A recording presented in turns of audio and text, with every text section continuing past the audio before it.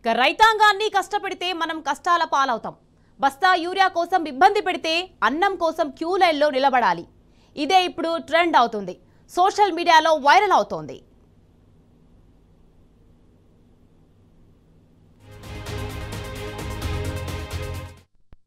వీళ్ళంతా మా వెంబలవాడ చుట్టుపక్కల ఉండే విలేజ్ వాళ్ళు యూరియా బస్తాల కోసం లైన్ కట్టారు.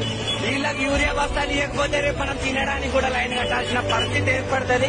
వాళ్ళు గవర్నమెంట్ ఉద్యోగులు కానీ ఎవరన్నా కానీ ఇవాళ యూరియా దొరకలేదంటే రేపు అన్నం కూడా దొరకదు. అన్నం గురించి కూడా ఇట్లా లైన్ కట్టాల్సి వస్తుంది. ఏ ప్రభుత్వం అన్నా కానీ రైతులకు మాత్రం ఖచ్చితంగా యూరియా బస్తాలు ఇవ్వాలి. వీళ్ళంతా మా వెంబలవాడ చుట్టుపక్కల ఉండే విలేజ్ వాళ్ళు యూరియా బస్తాల కోసం లైన్ కట్టారు. వీళ్ళకి యూరియా బస్తాలు ఇవ్వకపోతే రేపు మనం తినడానికి కూడా లైన్ కట్టాల్సిన పరిస్థితి ఏర్పడుతుంది.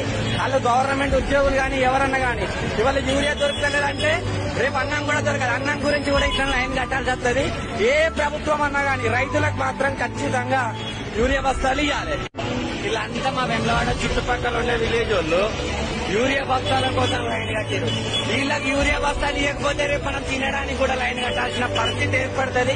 వాళ్ళు గవర్నమెంట్ ఉద్యోగులు కానీ ఎవరన్నా కానీ ఇవాళ యూరియా దొరకలేదంటే రేపు అన్నం కూడా దొరకదు. అన్నం గురించి కూడా ఇట్లా లైన్ కట్టాల్సి వస్తుంది.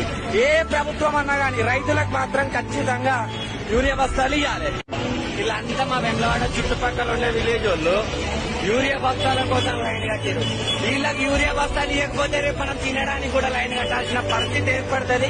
వాళ్ళు గవర్నమెంట్ ఉద్యోగులు కానీ ఎవరన్నా కానీ ఇవాళ యూరియా దొరకలేదంటే రేపు అన్నం కూడా దొరకదు. అన్నం గురించి కూడా ఇట్లా లైన్ కట్టాల్సి వస్తుంది. ఏ ప్రభుత్వం అన్నా కానీ రైతులకు మాత్రం